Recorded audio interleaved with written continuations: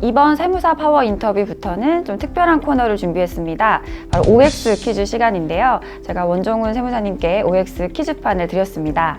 네, 질문 한번 해보도록 하겠습니다. 부동산에 대한 세금 고민은 부자들만 하는 것이다.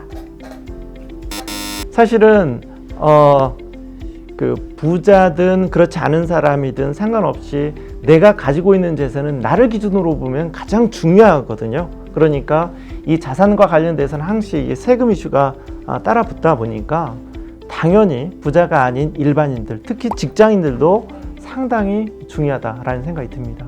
그래서 직장인들이 연말마다 연말정산에다 신경 많이 쓰잖아요. 네. 네, 부동산이 사실 이제 엄청 많이 올라서 네. 앞으로는 주식 투자가 더 나을 것이다.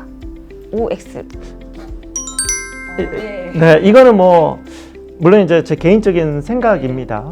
부동산은 약간 이데올로기적인 느낌을 가지고 있어요. 어느 한쪽이 맞다고 생각하더라도 어느 한쪽은 틀리다고 생각할 수 있으니까. 다만 이 정책이 이대로 유지가 된다면 사실 이제 부동산을 투자해서 이렇게 자본이득으로 재미 보는 시절은 좀 어렵지 않겠느냐라는 생각이 들고요. 상대적으로 그래서 이 금융 쪽 주식에 대한 투자에 대한 기회가 더 많지 않을까라는 생각이 듭니다.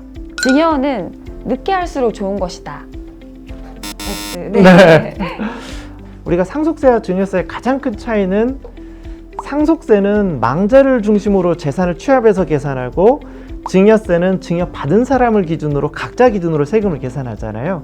그런데 상속세와 증여세는 10년 기준으로 이렇게 다시 정산하는 구조로 되어 있으니까 저희는 보통 이걸 도루묵이라고 합니다. 네. 증여하고 10년 이내에 돌아가시게 되면 도루묵이에요. 그래서 증여는 10년 이전에 증여해야 이 증여에 대한 과표 분산 효과를 극대화시킬 수가 있거든요. 그래서 이 프로를 보고 계시는 세무사님들은 다 알고 계시겠지만 그렇지 않은 우리 일반인들이 본다면 꼭 명심하십시오. 상속세를 지르려면 증여를 해야 되고 증여를 하려면 10년 전에 기간과 명의를 최대한 분산해서 증여해야 증여세와 상속세를 동시에 줄일 수 있다는 거 꼭 기억하시기 바라겠습니다. 네, 다음으로 또 질문을 드리면 사망일 이전에 되도록 이 자산을 찾아서 여기저기 숨겨놓는 게 유리하다. 당연히 노입니다. 네. 일단은 두 가지 이유를 한번 대고 싶은데 사실 이런 경우를 저도 가끔 봤어요. 상속세를 내지 않기 위해서 사망 신고를 늦추고 있다라고 하시는 분들 얘기를 들은 적이 있어요. 근데 굉장히 중요한 부분인데 상속세의 우리 그 기준일은 사실은 사망 신고일이 아니라 사망한 날 기준이거든요. 그러니까 늦추는 게 아무 의미가 없고, 그리고 더불어서 사망 이전에 재산을 처분하거나 인출하는 것도 상속세를 줄이는 데 도움이 되지 않습니다. 알고 계시는 분들이 계시겠지만 사망일로부터 소급해서 1년이나 2년 이내에 일정 재산 이상을 처분하거나 인출하거나 그러면 그 부분에 대해서 우리가 상속인들이 소명 의무가 있고 소명을 못하는 경우에는 어차피 상속 재산에 들어가게 됩니다. 그리고 또 부동산을 또 매각하는 경우 물론 상속세는 시가로 계산하긴 하지만 시가가 확인되지 않으면 여전히 공시가격으로 상속세 계산이 가능한데 이거를 사망 전에 처분을 하게 되면 시가가 노출되는 효과가 발생하게 되죠. 그러니까 공시가격으로도 신고할 수 있는 기회가 시가로 노출되는 일이 벌어질 수 있기 때문에 사망에 임박해서는 재산의 움직임은 최소화하는 게 좋겠다라는 게 제 생각입니다. 4차 혁명 시대에 네. 이제 세무사라는 직업이 기계로 대체될 것이다. 어떻게 네. 생각하시나요? 이 부분은 이렇게 들고 있습니다. 네. 은행만 하더라도요 이런 말이 있어요. 뱅크는 사라진다. 단 뱅킹만 남는다 라는 거예요. 그러니까 사실은 세무사가 하는 일 자체는 사라지지 않습니다만 분명히 세무사가 할 수 있는 영역은 줄어들지 않을까라는 생각이 듭니다. 그런 차원에서 우리 세무사들도 업무 영역 확대에 대해서 고민할 때가 되지 않을까라는 생각이 들고요. 박 세무사님 혹시 지갑에 돈 얼마 넣고 다니세요? 저는 지갑을 안 들고 다녀요. 명함 지갑에 카드만 넣고 다니고요. 혹시 몰라서 5만 원권을 접어서 이렇게 넣어놓고 있는데 5만 원권을 뺏은 적이 거의 없어요. 그만큼 현금을 사용하지 않는다는 건데, 이 기반이 사실 우리 회계사무실에 상당한 영향을 줄 수 있다는 거예요. 왜냐하면 모든 게 이제 금전은 숫자로만 보여질 뿐이고, 이 사용 실적들은 전부 전산으로 나와서 이제는 계정 과목만 이제 전문가들이 분리만 해주면 이게 대차대조표와 손익계산서로 구분될 시기가 조만간 도래한다라는 거예요. 그래서 이 기반이 사실 회계사무실의 가장 베이스가 되는 기장의 기반이 되는 거잖아요. 이 시장에 분명히 영향을 줄 수 있기 때문에 이걸 위해서는 우리가 또 다른 도약을 위한 업무 영역 확장에 대해서 노력을 할 필요가 있고, 거기에 저는 약간 좀 비전을 볼 수 있는 게 자산관리 시장에 이 시장의 세무사의 역할이 상당히 크다라는 생각이 들어요. 참고로 저희 부서 얘기를 한번 잠깐 하자면, 저희 부서 직원이 총 37명이에요. 37명인데 구성이 어떻게 되어 있냐면, 이 37명 중에 33명이 전부 전문가로 구성이 되어 있는데, 저를 포함한 직원들 중에 세무사가 16명이 있어요.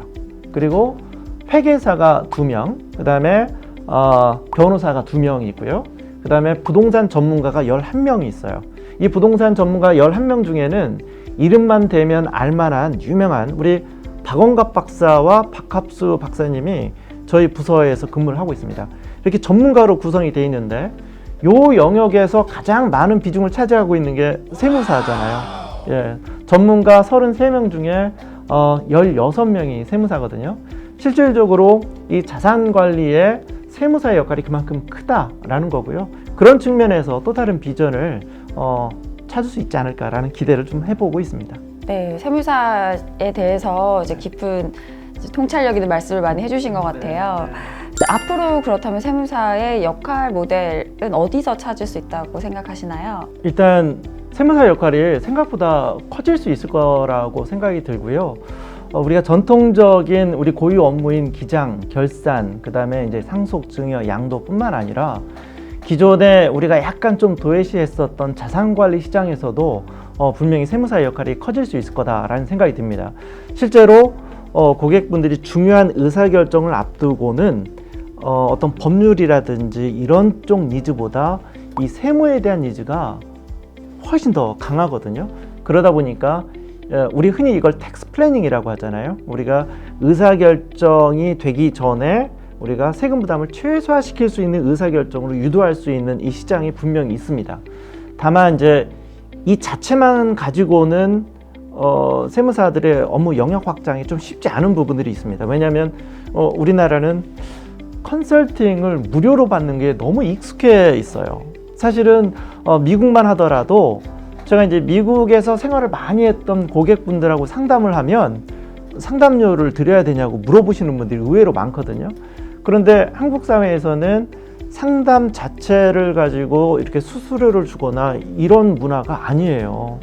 오히려 점을 보거나 타로 점을 봐도 돈을 내는데, 오히려 법률 상담과 세무 상담은 무료로 받는 걸 당연시하는 그런 경향들이 있습니다. 그래서 이 고급 이 상담 영역을 다른 것과 접목하는, 분명히 어떤 새로운 수익 구조가 만들어낼 수 있을 거라는 생각이 드는데, 아직은 열리지는 않았지만 지금 신탁업 활성화 방안 같은 걸 예를 들면은 세무법인과 법무법인 쪽에도 신탁업 등록을 통해서 신탁 기반을 통한 자산관리 시장을 지금 열어주려고 하는 이런 분위기가 좀 있거든요. 이런 시장을 잘 활용한다면 세무사들한테도 더 좋은 기회가 생기지 않을까라는 그런 기대를 가지고 있습니다. 네, 저도 한번 찾아봐야겠네요. 네. 국민은행 원종우 부장님과 함께한 세무사 파워 인터뷰 제3회 여기서 마치도록 하겠습니다. 시청해주신 시청자 여러분 감사합니다. 오늘 시간이 유익하셨다면 구독하기와 좋아요를 눌러주세요. 감사합니다.